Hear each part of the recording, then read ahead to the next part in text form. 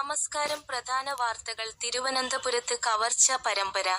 66 പവൻ സ്വർണവും ബൈക്കുകളുമായി പ്രതി ശ്രീരാഗ് പിടിയിൽ. തിരുവനന്തപുരം തലസ്ഥാന ജില്ലയിലെ വിവിധയിടങ്ങളിൽ മോഷണത്തീപ്പൊരി പടർത്തിയ കുപ്രസിദ്ധ കവർച്ചക്കാരൻ ഒടുവിൽ പോലീസ് വലയിലായി. നഗര-ഗ്രാമ വ്യത്യാസമില്ലാതെ വിവിധ വീടുകളിൽ നിന്നായി 66 പവൻ സ്വർണവും നിരവധി ബൈക്കുകളും കവർന്ന ശ്രീരാഗ്, 40, ആണ് പിടിയിലായത്. ഇന്ന് പുലർച്ചെയോടെ ഷാഡോ പോലീസും ലോക്കൽ പോലീസ് സംയുക്തമായി നടത്തിയ നീക്കത്തിനൊടുവിലാണ് പ്രതിയെ പിടികൂടാനായത്. മോഷണ രീതി ഇങ്ങനെ.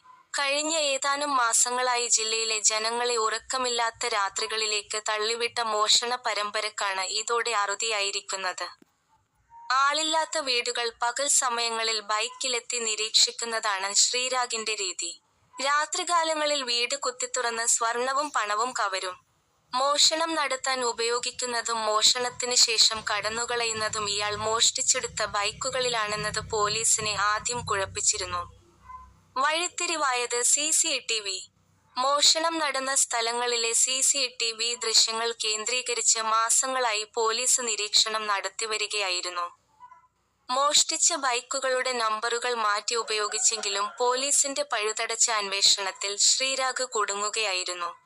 ഇന്ന് പുലർച്ചെ ഒളിത്താവളത്തിന് ചുറ്റും വലവിരിച്ച പോലീസ് സംഘം പ്രതിയെ സാഹസികമായി കീഴ്പ്പെടുത്തുകയായിരുന്നു. ഇയാളിൽ നിന്ന് കണ്ടെടുത്ത സ്വർണ്ണാഭരണങ്ങൾ വിവിധ പോലീസ് സ്റ്റേഷനുകളിൽ രജിസ്റ്റർ ചെയ്ത കേസുകളിലേതാണെന്ന് സ്ഥിരീകരിച്ചിട്ടുണ്ട്.